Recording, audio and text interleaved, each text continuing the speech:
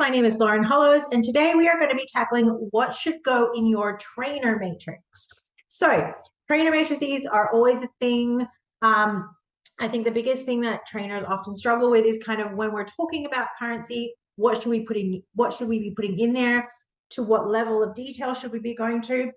So, I'm going to take you through two trainer matrices today. I'm going to take you through an example using myself, and then I'm also going to take you through an example using another trainer who is a really industry-based trainer.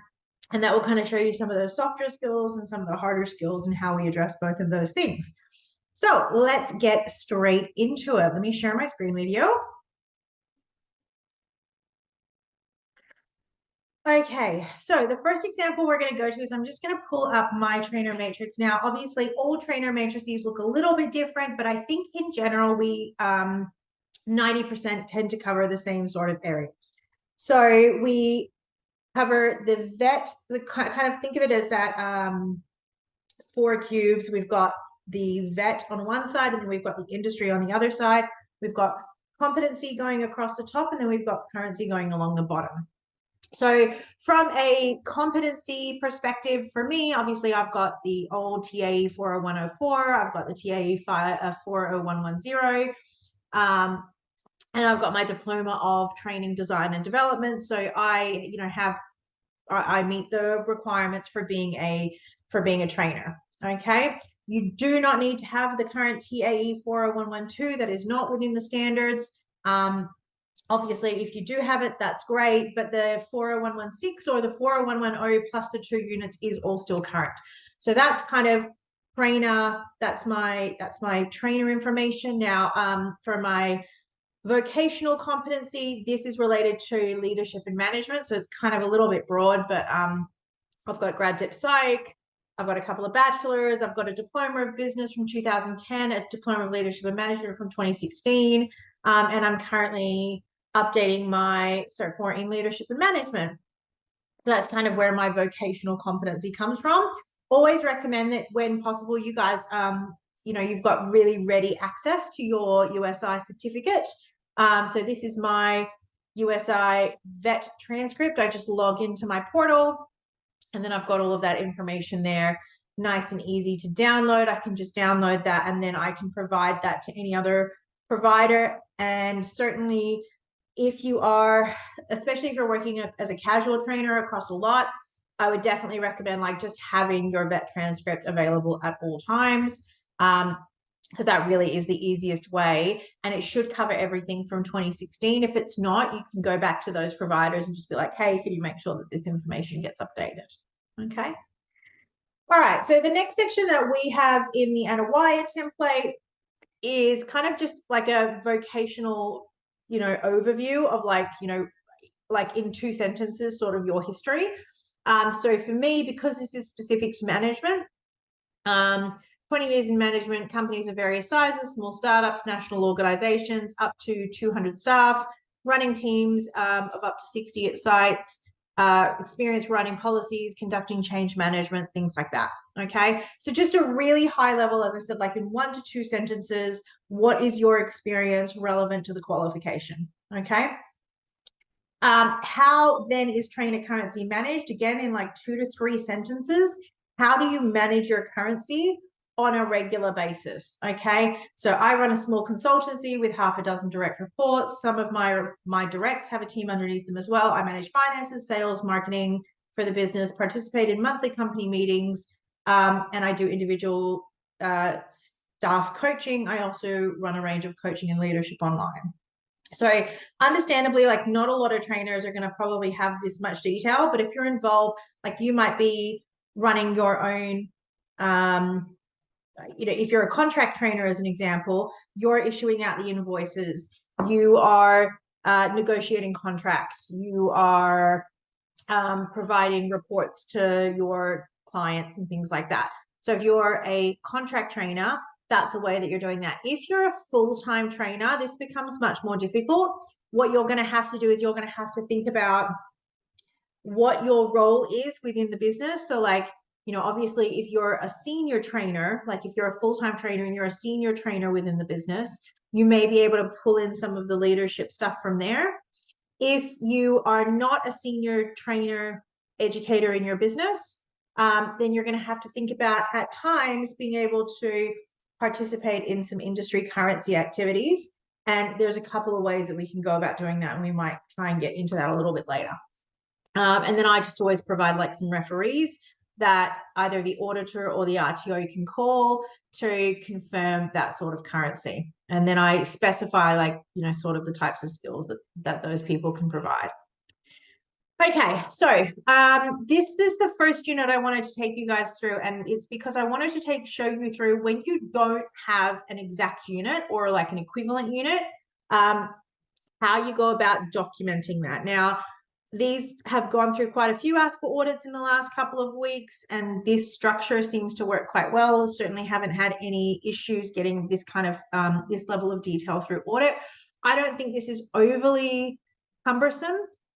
It took me, once I actually had like brought up all my qualifications and I had like a list of all of the units and everything like that I had sitting there with all of my documents in front of me, it takes about 5 minutes per unit at most. Okay, so if it's taking you more than that, you're probably thinking about it too much and you just need to like kind of just take a step back. Now, the reason why I do it this way as well is because this also kind of helps to guide you. So when I don't have the units, like when I don't hold the exact unit of competency or the trainer doesn't hold the exact unit of competency, I always insert the elements to kind of provide a guide, okay? And the reason for that is because if you've got other related units of competency, it can support you there as well. So for example, negotiate to achieve outcomes. I do hold lead difficult conversations. Okay. So that's a really good example of where that is. I hold a much older version from 2016 of communicate with influence, but it's not equivalent. Identify communication requirements. I've got communicate effectively as a leader. So there might be other ones. And for example, like make presentations, I know I've got, I know I've got that through one of my old TAEs. So I could include that in there as well. So by listing that, it's going to kind of guide you on thinking about other relevant units of competency that you might hold. Okay. Now, then we get into this section, and these two sections here, I think, are probably the hardest sections for trainers to think about. This is the part that should take that kind of 5 minutes, okay? So currency notes. And again, I go back to looking at the actual skills within the units. I would also potentially be looking at the performance evidence. And the question you're going to ask yourself is, when was the last time that you did this? Okay. So when was the last time I negotiated to achieve an agreed outcome? So in my particular case, I bring on new staff all of the time. We negotiate KPIs. I negotiate contracts with clients. We negotiate delivery dates for units of competency. So for me, that would be some of the things that I could be talking about in there, right? I also, in my case, run a range of negotiation and de-escalation training. Okay. So that's kind of where I would link into that part. Okay. So identify communication requirements, kind of broad. So I've just written, you know, obviously in 2018, I wrote a learner guide for this book. I undertake a range of informal professional development in relation to communication via YouTube, reading books. A really good example of that was was Chris Voss, Never Split the Difference. It's a fantastic book. I could provide evidence of that, like as in I do everything via audio. I do a lot via audiobooks. So I could show that the audiobook has been read if it kind of came down to that point. So that would be for the negotiate and for identifying communication requirements. As I said, I've covered this off for negotiation, participate and lead in meetings. So I run a monthly meeting with all of my staff. Now that's participate in and lead. So, you know, if you're not necessarily leading, I mean, as a trainer, I would be making an argument there and be saying, well, look, I run training sessions on a weekly basis. We have meetings with the students all the time. That might be one-on-one meetings with the students. It might be meetings with students and parents. It might be meetings with and then from a participation perspective, I may have meetings with the supervisor, for example. Okay. So for me, that's, you know, I run a monthly meeting with all staff. I deliver online training, create content for YouTube, LinkedIn, and Anawire. And And then for make presentations, I deliver presentations online. I deliver live presentations to clients for sales and training. And then the last part of that is then looking at what evidence we would provide, because effectively the way that you want to think about this is very similar to how we collect evidence of competency for a unit of competency. So you've kind of got to show this at a very high level. If you're not able to show it at a high level, that's when ASQA would have the right to turn around and go, well, you're not actually demonstrating that you hold any competency or that you undertake any currency activities, and therefore we are actually going to go into a much stronger level of detail. So, you know, in like historically, we've had to create trainer matrices where we literally list every performance criteria, every performance evidence, every knowledge evidence, and we have to literally write a currency note on that, provide evidence, and then be able to actually like link all of that in. If it goes to something like an AAT, or if it went to a rectification for non-compliance that had already been through like a review or something like that. So obviously the further you get into the process where you're not able to show that evidence, the more detailed level you need to show. If at the first pass, you're able to very clearly kind of show at that high level, here is the unit, here's how it breaks down, here's how my competencies break down, and here's how I'm maintaining my currency, and I can list examples of evidence that I can show you for that, then it's far less likely to proceed down the track to having to go to that more granular micro level. Okay. So depending on what consultants do, if consultants tend to specialize more in things like AAT or rectifications, you're going to see a lot more detailed trainer matrices, because that's what they're being asked to produce from the regulator, because it can be a more combative relationship. But for creating your main trainer matrices, I find something like this works quite well. Obviously, it's always going to be based on your company's policies and procedures, but I think this template is relatively straightforward, easy to fill out.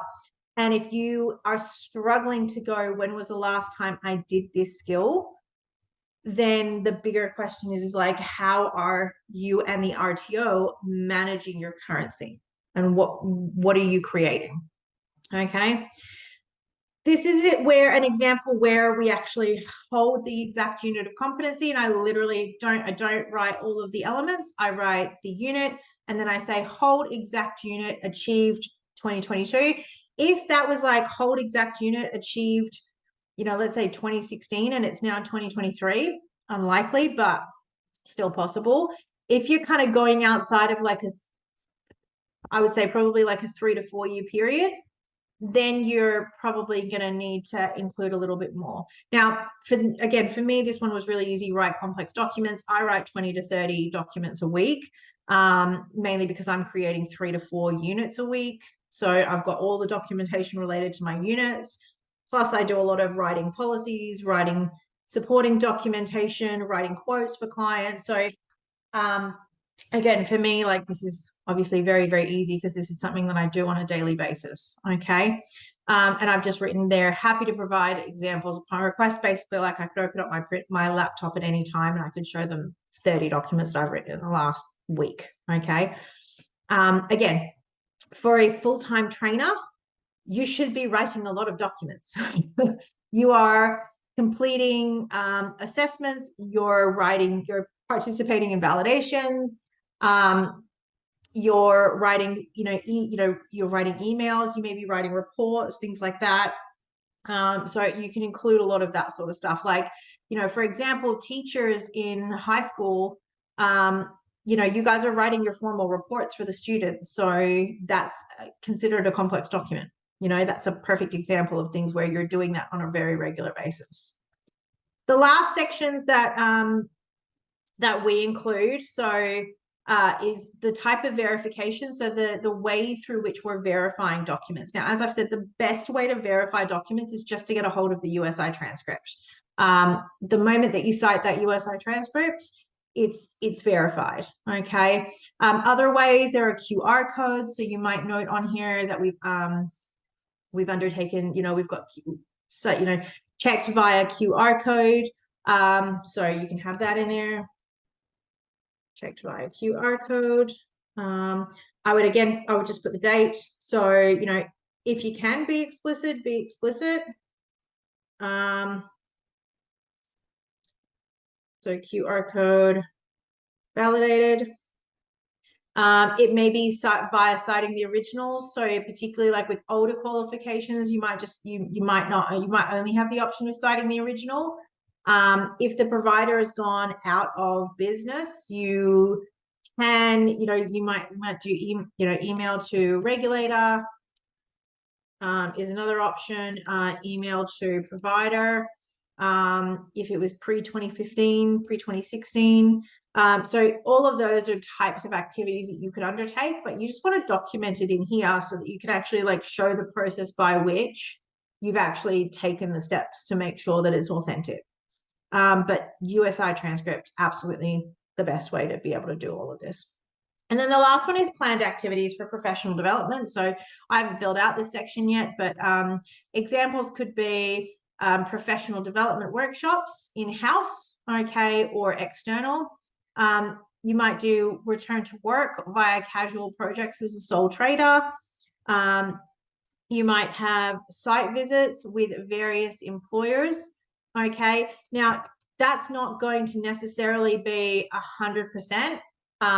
So just keep in mind that like if all you're doing is if the only currency activity you've got is I'm going to go on sites and look at what people are doing, it's probably not going to cut the mustard because you're not actually performing any of the skills on site. You may be upgrading. So, it might be like a formal upgrade of qualification, and have like have a set plan for that. It may be participating in external validation of skills. So this is a really good one for trainers who are full-time and struggle to do workplace because of the nature of workplace. So things like, carpentry, engineering, work health and safety, some of these skills, where by the nature of the work, there's not a lot of casual work around. So you couldn't just like go and jump into some casual work in school holidays or something like that. Participating in external validation of skills is a really good way to go about it. So one of the things that one of the providers that I work with does is they run an annual professional development day each year. They have a range of industry providers come in. They get all of their trainers in, and basically the trainers are run through a series of assessments. So in this particular case, it's for the Cert 2 in engineering, which is related to like welding, soldering, skills like that. So basically what they do is they run the trainers through a series of skills. They spend the morning doing the first hour is vet professional development. Then they go into an update about industry and providing industries, like where the industry skills are at, where the training package is at, what some of the new technologies that are coming out. And then like the last 6 hours of the day is all practicals. So it's running the trainers through, can they run a bead? Here's the latest machines, showing them how to use it, assessing on whether or not they've got currency in their skills, in order to be able to use the machines safely. Are they actually using them, in line with industry expectations? So as I said, for example, when we're talking about welding, if you're running a bead, you need to be able to run a bead that's straight. You need to be able to make sure that it's that they can polish it off correctly, that there's not too much slag, all of these sorts of things. So they run them through those assessments, and the senior trainer in the business and the and industry in tandem kind of basically go, yeah, that they're still up to scratch, like they're still able to perform those duties to that level. And then what happens is basically all of that is then documented. Photos are taken, certificates are issued from that to say, yeah, look, all of these currency requirements have been met. And as I said, for full-time trainers, like if you've got a good relationship with industry and you've got full-time trainers who do nothing but train, then that's a really good way. You know, it's basically it's you working with industry saying, hey, you know, can you come in, spend a day with us? Just, you know, we're gonna cook up a bunch of meals. We're gonna, like, whatever the skill is, whether it's, you know, baking cakes, or, you know, creating an engineering project or building a brick wall, you know, all of those things, all of those skills, if you design them carefully enough, you can get industry to validate whether or not they're doing it to the correct level. It's a great opportunity for all of the trainers to get together. And it's also a good way to, like, be reaffirming to your industry as well that, you know, yeah, look, we're working with you and you're working with us, and we want to make sure that, like, the guys that are training your guys are up to scratch. So that's another way to do it, that I think works really, really well, particularly, you know, in this particular case, it's like auspicing with schools, school teachers, things like that. So ensuring that currency is really, really important, and that becomes a fantastic continuous improvement activity, to show that you're, like, really being proactive about how you're managing your trainer currency and things like that. So that's just basically a really simple kind of overview of what should be going into a trainer matrix. As I've said, if you're taking kind of more than 5 minutes at this stage, I think you're probably spending a bit too much time. You can go into more detail, absolutely. I guess the question is whether or not you need to be doing that. If you've got, I mean, particularly for a lot of trainers, like if you're working in business, you may have 50 units of competency. I would be putting this together, and then probably every 3 months, go through, pick half a dozen units, update those half dozen units, and then do the same thing again, you know, 2 to 3 months later. But that way, you know, you're very clearly showing your competency, showing your currency, showing you have a plan to maintain your currency over the period of time. And that's a really nice, easy way to show that you're meeting the standards. Just to show you an example from, like, a really clear industry unit. So this is a industry trainer. Again, as I said, this is engineering. So the unit is undertake a basic engineering product.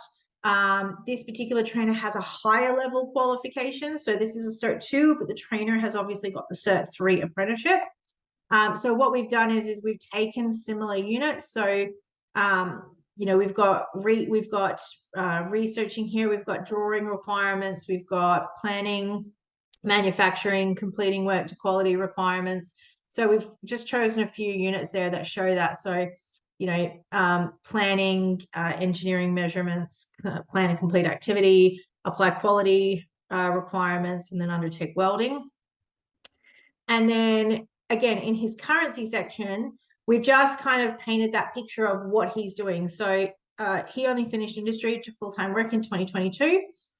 During this time, he adhered to WHS policies, and he's currently undertaking some work as a sole contract trader. Last weekend, I completed creating an off-road suspension setup for an off-road buggy. I had to design, develop, and manufacture the suspension brackets and other components to complete the project. Now, the reason why this is fantastic is because it's not just a copy and paste that's going to be put in there over and over and over and over again. So what he's got is he's obviously got his work history and his USI transcript for this first part, and then he's got photos that he was happy to provide of the buggy if required, and we actually did provide those. And again, our school was really happy with that as evidence of competency and currency. So this part here is probably where, you know, it's important. So this sort of stuff, that's going to be like probably fairly copy and paste across all of the units. But when we talk about these sorts of things, we're talking about a specific project that was completed at a point in time. Obviously, we've documented, like, when this was updated. So this was updated in late 2022. But it's, you know, it's talking about a specific project that was done to industry standard, and, you know, it's very clear that that's what met the requirements, as opposed to this higher level stuff where you're not actually being clear on what you're doing and when. So you know, by reading that, I'm looking at that and going, well, okay, design, develop, manufacture suspension brackets. Yeah. So probably through that process, a lot of those things are being signed off, you know? So I don't need to really look too far. Like once I can see the USI transcript and the work history, you know, if I want to, I can go and I can check to see that there are the photos. And as I've said, in this particular case, we provided the photos up front anyway. That's just a really nice, clear way for me to kind of look at it and go, okay, cool. I can see that you are maintaining that currency. Okay. Again, here, examples held the exact unit. Wasn't as much need to put as much information in because the unit was from 2018. He only finished work in 2022. And we had a resume and a work reference that showed that. So, you know, because all of that was like so competent, like the competency and the currency was just really, really clear. There wasn't as much of a need to put in a lot of guff. Where it's not, that's where you want to be spending more time to put that little bit of detail in. So thank you very much to Zane Turner for letting me use you as one of our examples. Okay, so I think that's about it. I'm hoping that you guys have found this helpful for the kind of detail that should go into a trainer matrix. If you have questions, please feel free to comment below. Really happy to take, you know, questions, provide some more specific examples. I'll probably do a separate video in relationship to understanding currency periods because that's definitely varies by training package. But yeah, if you guys have got any questions, please feel free to comment, drop a comment below. If you did find it valuable, you can like, subscribe, all those good things. And if you like, subscribe, and comment, then you can take a screenshot of that and show that as part of your industry vet currency. Thanks very much, guys. My name is Lauren Hollows for NOI Education Services.